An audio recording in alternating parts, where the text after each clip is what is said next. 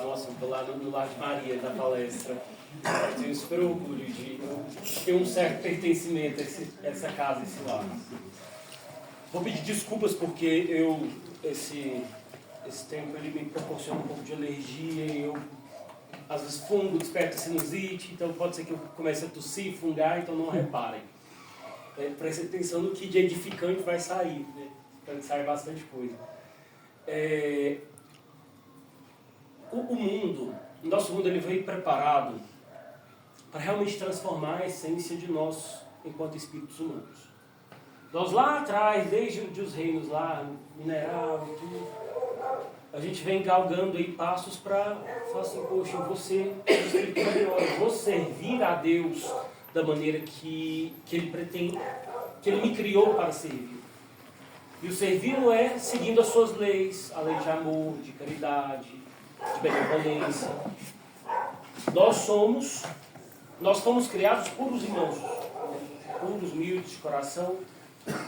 E à medida do tempo, com as nossas escolhas, com as nossas imperfeições que nós fomos adquirindo, nós cometemos equívocos. Isso é totalmente concebível hoje a nossa raça humana. Se a gente reparar lá de antes de Cristo até hoje, nós modificamos muito a nossa moral. Nós transformamos pontos de vista que nós tínhamos há 3, 4 mil anos atrás, ou há 5 anos atrás, e fizemos que esse ponto, né, daquele ponto de vista, um olhar mais bendito para as coisas da nossa vida.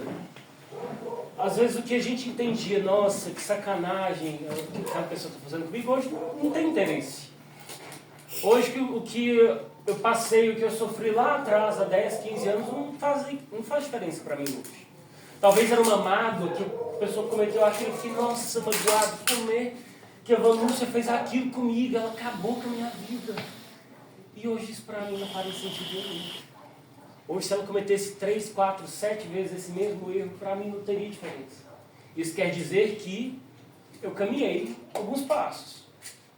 E a humanidade, ela é assim.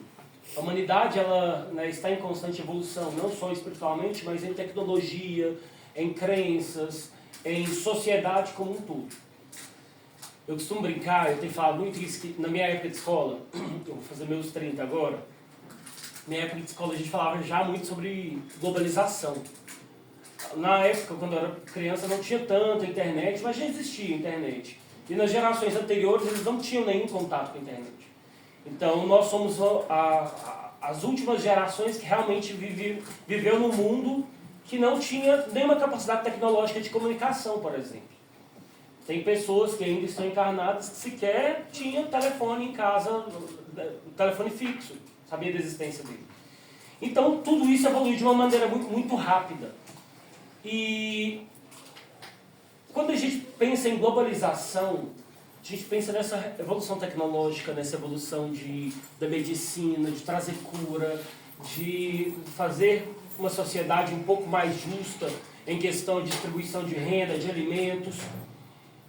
E a gente para aqui hoje, em 2025... O que é a tal globalização? Como que ela chegou para nós? Ela veio aos poucos ou ela veio deu tapão na gente e falou assim, caminha, meu filho. Se adapta, a vida é essa agora, então pode correr. Se vire com o que você tem. A globalização veio mais ou menos assim. A gente foi, né, sendo avisado ali aos poucos, a gente teve uma preparação na escola ali durante 10, 15 anos, mas a gente nunca ia imaginar que nós teríamos a capacidade de comunicação e de entender e de saber do outro, lá do outro lado do mundo, como nós temos hoje. E ao mesmo tempo que isso é maravilhoso para nós, isso também é uma arma para as nossas imperfeições. Nós pegamos isso e nos armamos muitas vezes para sermos ferramentas de julgamento para o outro, para espalharmos ódio, para espalharmos nosso preconceito. E às vezes o que é um detalhezinho ali, ó, um likezinho num post que fala mal de alguém, aquilo ali já desperta um sentimento que não é tão bacana aqui no meu coração. Eu falo, nossa, tá vendo? A Vanúcia pensa daquele jeito, é igual eu. A Vanúcia pensa certinho, igual eu. Gosto mais da Vanúcia. Aí vai outra pessoa lá e comenta falando que não é aquilo. E eu falo, não, gente. Mas se você usar até cabeça ruim demais, ele sabe de nada da vida dele, não é? Vou até afastar dele. Não, hoje é dia da palestra dele lá, eu não vou daquela palestra dele. E a gente começa a separar as pessoas pelo que elas acreditam, pelo que elas são. Aí a gente, né, desde os primórdios, a gente nós já nos julgamos pelas nossas crenças, pela nossa cor da pele, pela nossa sexualidade. E agora, mais ainda, isso tem ficado em evidência, porque a globalização ela chegou realmente com tudo. Nós estamos num momento de transição espiritual que ela impacta diretamente na nossa transição terrena aqui. Então, todas as políticas entre nações, os acordos entre nações, a conjugação de sociedade com sociedade, de culturas, de credos, tudo isso que está acontecendo na Terra hoje, reflete a mudança que nós precisamos do plano espiritual também. E eu comecei a ler um livro, mas assim, comecei a ler bem sem vergonha. Comecei a ler ele tem umas 3 semanas, eu devo ter lido umas 10 páginas só. Sem vergonha mesmo, hein? É, bem sem vergonha. Aí, lá falava, assim, o intuito do livro, até ele tem disponível gratuito nos aplicativos de celular, posso até pegar o nome dele depois. Mas eu achei interessante porque é um grupo, né, um grupo espírita que se uniu e foi contar sobre a importância da mediunidade para os jovens de hoje. Porque se a gente for parar para pensar, o Espiritismo, ele nos trouxe, né, uma clareza moral muito grande para aquilo que nos conforta as nossas dores, mas a gente esqueceu de conseguir envolver as gerações futuras. E a geração de hoje ela é muito difícil de ser envolvida. A gente tem que trabalhar muito para conseguir conectar com ela, tanto em tecnologia, quanto em assunto, quanto em disposição. A conversa hoje não é necessariamente mais olhar, é no celular. E nós que sofremos o impacto da globalização, a gente tem essa dificuldade. E todas as religiões têm essa dificuldade com os jovens de hoje. E esse livro vai e traz isso e começa a contar, né, como se a mediunidade fosse uma pessoa.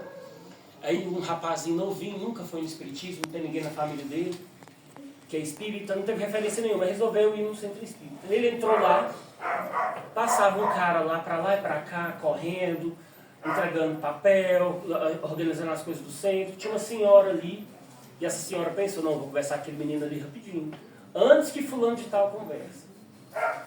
Aí ela foi sentar com esse menino, o menino não foi assistir a palestra, e ela foi explicar para ele o que era a função dela ali no centro. Que ela foi explicar que ela se chamava mediunidade, que ela estava ali para trabalhar e para conectar as pessoas espiritualmente, para trazer conforto às dores das pessoas e despertá-las também para uma manhã melhor. E aí ela queria conversar com aquela criança antes, para que aquela criança não sofresse as impregnações que nós, como humanos, passamos. Porque muitas vezes nós temos que colocar situações dos nossos próprios dogmas, das nossas próprias crenças, para falar assim, Vanúcia, você tem que ser assim, porque se você não fizer isso, não vai resolver.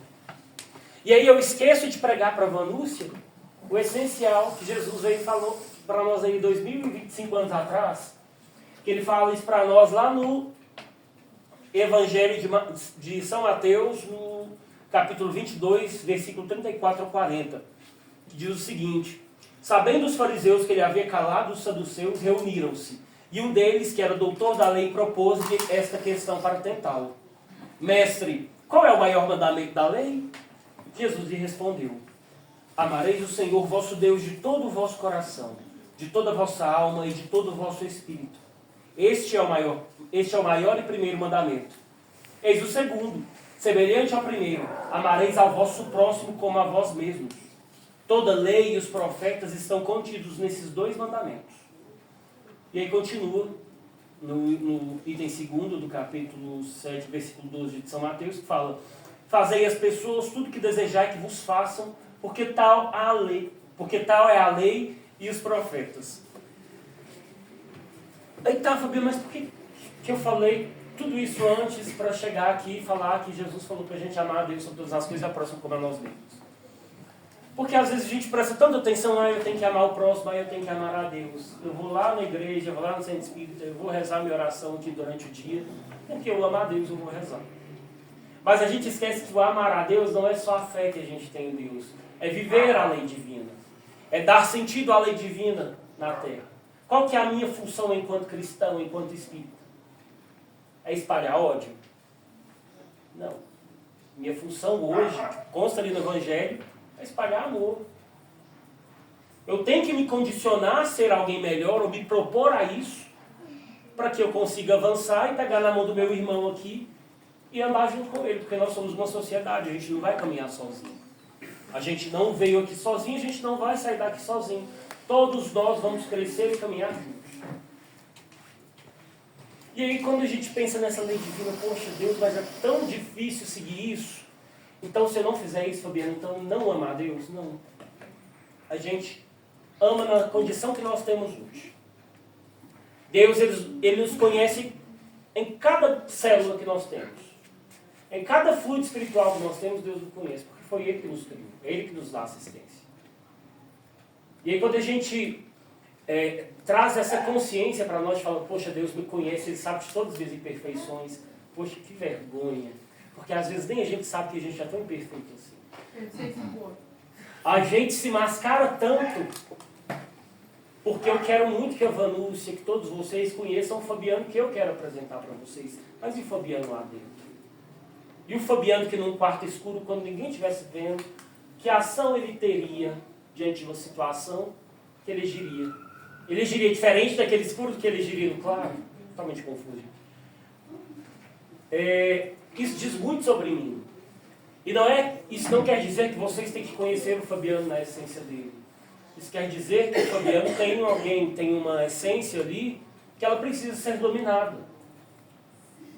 E aí quando eu falo, eu preciso amar o outro como eu amo a mim mesmo. Eu preciso amar a Deus sobre todas as coisas. Eu coloco uma obrigação, um dever moral aqui na minha existência hoje de falar, poxa, eu tenho que caminhar para algum lugar. Se eu não consigo amar a Deus integralmente, cumprir a lei dele integralmente, eu tenho que fazer o mínimo que eu conseguir. O meu máximo tem que ser o mínimo, pelo menos. Ou o mínimo tem que ser o máximo, não entendi bem. Mas enfim. E aí quando a vida chega em 2025, poxa, o que eu fiz até agora? O que a humanidade conseguiu até agora?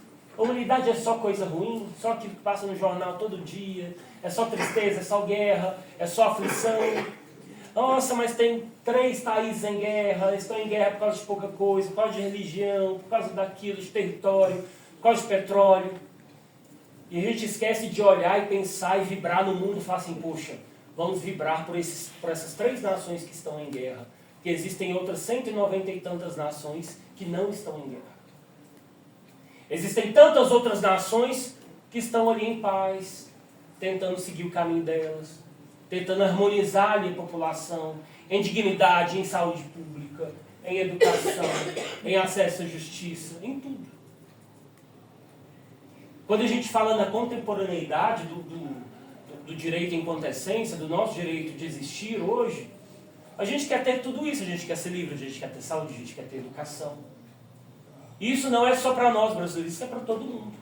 Só que cada um vai ter na medida daquilo que ele tem naquela nação. Eu posso não concordar com vários preceitos religiosos aí de outras nações, mas isso cabe a mim julgar? Assim como várias outras pessoas julgam nós espíritas e falam, nossa, que povo doido, não, se eu quisesse conversar com o morto. Eu ouvi isso esses dias, eu ia lá na porta desse né? Não, bobeira desse trem. E a gente escuta algumas coisas e fala, poxa, em que momento da vida eu sou assim com a religião do outro? Em que momento eu sou assim que eu deixo outra pessoa desconfortável tal como eu fiquei naquele momento? Porque por mais que a gente consiga responder e falar, não é assim, é a minha fé. Se você tem uma fé diferente, você tem que perseguir a sua fé, tem que executar a sua fé, porque toda a lei é uma só, é amor. Por isso Jesus fala que você nasceu no lugar certo, junto das pessoas certas. Exatamente. E etc. Né? Com coisa que você fala no cemitério, você vai conversar com alguém, né? Exatamente. Vai conversar com o porteiro. O Chico conversava, né? Mas Pois é. Porque eu espero não conversar. o Espírito da pé da gente, onde a gente vai. Também, né, gente? Que fiquem bem. Mas, gente, eu perdi a concentração. Vai ser mesmo. Você estava falando quanto a gente deixa o outro desconfortável com as nossas crenças. E aí, a gente precisa refletir no dia a dia e falar assim, poxa, o que eu posso fazer para que eu não gere tal desconforto no meu irmão? Ou eu não vou estar nem aí, aquele desconforto para mim, eu vou criar ranço da Vanúcia porque eu tive aquele desconforto, mas aí chega um outro irmão de uma outra religião e fala, nossa, Deus é isso, Deus é aquilo, e você vai falar, mas e sua esposa lá, como é que tá? Aí a gente vai começar a julgar e falar, não, aquela religião lá, ele só sabe fazer aqui dentro da igreja, fora da igreja não é nada. A gente já começa com esse pensamento. Porque nós somos condicionados culturalmente a ter uma rivalidade entre religiões. Isso não é o Fabiano que está falando, não. Isso eu estou falando sobre a evolução social que nós temos até hoje. Não é minha especialidade, se alguém tiver, mas é mais ou menos assim. Nós temos hoje preconceitos porque lá atrás nós fomos ensinados de determinada maneira a ter preconceito. Isso com a cor da pele, com a raça da pessoa. Isso com a sexualidade da pessoa. Isso com a... Político, poder aquisitivo. Exatamente, com o poder aquisitivo. E a gente ainda tem o coração muito eivado desses preconceitos. Eu falo assim, por mim mesmo. Às vezes eu me pego em situações que eu falo, poxa, não que eu agi com preconceito, mas eu me senti desconfortável por determinada situação que não me cabia naquele momento. Porque se fosse de outra forma, talvez eu não teria sentido daquela maneira. E ali eu penso, falei, poxa, eu também sou uma pessoa preconceituosa. Porque a sociedade, ela nos desenvolveu assim. E o que me cabe nesse momento? Eu falo assim, não. A minha obrigação é entender o outro e amá-lo tal como ele é. E é entender que o meu filho pode ser uma mulher transexual, um homem transexual. O meu pai pode ter um outro relacionamento, ter traído minha mãe, mas hoje tem um outro relacionamento estável. Eu posso ter 3 casamentos, todos nós erramos e seguimos caminhos que talvez nós não concordemos uns com os outros. Mas não nos cabe julgar. Não nos cabe me colocar aqui na frente e falar assim, nossa, eu sou perfeito, e você que está sentado ali, ó, você fez isso, aquilo, estou sentindo aqui que você fez coisa ruim em sua vida. E colocar numa situação de, nossa, olha como eu sou onipotente, todo poderoso, olha como eu sou justo e bom. Será que eu sou isso mesmo? Porque só existe alguém, um ser, que é assim. O Evangelho fala, nós falamos, as religiões falam que é Deus. Apenas Deus é soberanamente justo e bom. Apenas Deus sabe a justificativa e a essência de cada ação nossa. Jesus falou isso. Então, se hoje eu faria diferente do que eu fiz no passado, o que me dá a razão, né, o que me traz o pensamento de achar que se eu tivesse no lugar de outra pessoa naquela mesma circunstância, eu não teria feito pior. Carl Jung fala que a gente carrega crenças que nem é da gente. Exatamente. Então, quando a gente pega todo esse caminhar da sociedade e que a gente começa a trabalhar isso na nossa essência, a entender de fato qual que é a nossa obrigação hoje no mundo, Jesus ele falou ali que a lei se resumiu em 2. Né? A primeira, e a mais importante, é amar a Deus sobre todas as coisas. Que é ter fé, agir dentro da lei divina, com compaixão, com amor, com caridade, com empatia, com entendimento. E amar o próximo como a nós mesmos. E aí a gente chega num negócio que chama amar a nós mesmos. Né? A gente tem que aprender a nos olhar um pouco mais de fora. Quem é o Fabiano?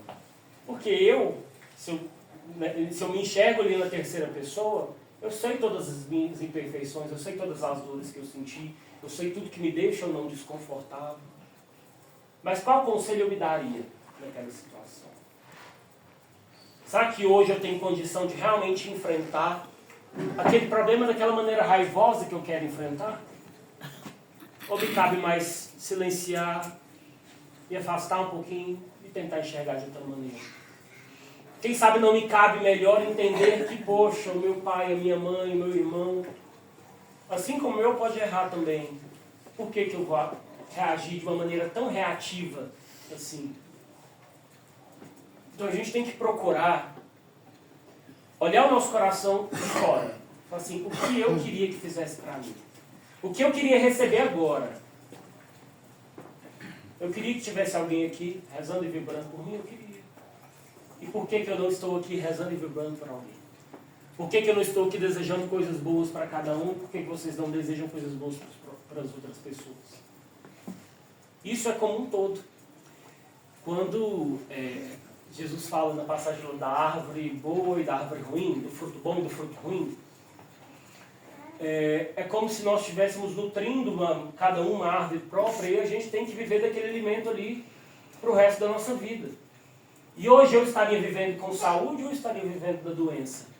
O que eu engulo ali todos os dias? Ao acordar, ao passar um café, ao sentar com a minha família, que tipo de energia que eu estou ingerindo ali naquele momento? Eu fiz o café ali com amor, pensando, nossa, meu filho vai estudar, vai ficar bom, ele vai desenvolver. Ou eu fiz o café pensando, nossa, a praga desse menino levanta, ele está atrasado, ele está acabando com a minha vida. A praga. Ou eu sento na mesa com a minha família, faço uma oração, vibro, falo assim, não, nós somos uma família, entre erros e acertos nós somos uma família. Ou eu já começo a lavar roupa suja ali na mesa, de jantar. Deus me livre. Ou ali no final de semana, no domingo em família. O que eu estou ingerindo, o que eu estou plantando e colhendo ali naquele momento? Porque energia é poder. Está adoecendo suas células. A gente está se adoecendo. E quando a gente olha o mundo e fala, poxa, o mundo está acontecendo tanta coisa ruim, igual o Fadeli, tem nações em guerra, por que a gente foca especificamente naquilo? Por que a gente dá tanta atenção às situações negativas da nossa própria existência e não esquece de todas as coisas boas que já aconteceram? Gente, vocês vão me controlando o tempo aí, viu? E a gente esquece de dar margem à positividade que tem no nosso dia. A agradecer o dia que a gente teve, a agradecer o amanhã que a gente terá, a oportunidade que nós temos, o alimento que nós temos. E a gente não vai pensar, falar assim, nossa, eu agradeço porque o irmão não tem. Não, eu agradeço, Senhor, e eu peço que me dê condições de auxiliar o meu irmão. Aquela questão que a gente fala, eu tenho que agradecer, eu tenho que fazer isso, tenho que fazer aquilo, porque meu irmão não tem. A gente pensa aquilo como uma situação de culpa, e a gente se sente culpado e fala assim, nossa, eu tenho isso, eu sou culpado. De certa forma, nós somos culpados, sim. Mas o que a gente vai fazer para transformar a vida do nosso irmão que está ao lado? Que mundo que a gente quer deixar para as gerações de amanhã? Como que a gente vai conseguir atingir os nossos jovens? Os nossos jovens, me tirei fora de jovens já, mas... Como que a gente vai conseguir com as gerações atuais trazê-los para o espiritismo, trazê-los para o catolicismo, trazê-los para a essência do evangelho que é o amor de Deus? Como que a gente vai impedir o crescimento de tantas pessoas agnósticas assim que não têm fé no amanhã, que não têm fé numa outra existência, que a vida não tem sentido? Como que a gente vai parar tantas mortes precoces como tem acontecido aqui em Patos e em outras regiões? Como que a gente vai trazer essa força para dentro da nossa casa se a gente tem vergonha de falar de Deus? Se a gente tem medo de falar de Deus? Se a gente, eu estou aqui na minha religião, estou aqui no centro, deixa eu quietinho aqui. Amanhã no meu trabalho é trabalho, sempre é sempre. E eu esqueço de levar a palavra de Deus. E levar a palavra de Deus não é andar com o evangelho debaixo do braço, não. Levar a palavra de Deus é em ação, é em reconhecimento. Eu posso não ser a melhor pessoa do mundo, mas eu sei que se alguém precisar de mim ali, eu vou fazer o possível para estar ali. Talvez eu nem contribua com ela, mas pelo menos passar perrengue junto eu vou. E aí quando a gente começa a despertar essa nova essência, isso já quer dizer que nós caminhamos demais e que a gente agora está dando um tapa na globalização. Porque o mundo, gente, não é fácil. A existência nossa não é fácil. E se fosse para ser fácil, a gente já estava em outro plano espiritual, não era aqui o nosso lugar. A gente está aqui para crescer, para desenvolver e para caminhar junto. E se a gente não caminhar junto agora, amanhã a gente vai ter que ficar mais tempo. Então aquele irmão que já te incomoda, ele vai ter que te incomodar de novo. Então vamos melhorar. Vamos trazer essa saúde, esse amor, essa fé no amanhã melhor para dentro da nossa casa, para dentro do nosso trabalho. Vamos falar de Deus, vamos amar o próximo. Esqueça qualquer tipo de preconceito. Não julgue, né? Não, vamos deixar de julgar ali as pequenas ações do outro com base nas nossas crenças. Isso não nos cabe. A pessoa tem uma crença, eu tenho outra. O importante é o amor. A gente pensar que Deus existe e que Deus é maravilhoso, que Ele é poderoso, que Ele é justo e bom e que Ele age na nossa vida e nos permite estar numa casa como essa. Então, minha mensagem era essa, gente. Obrigado.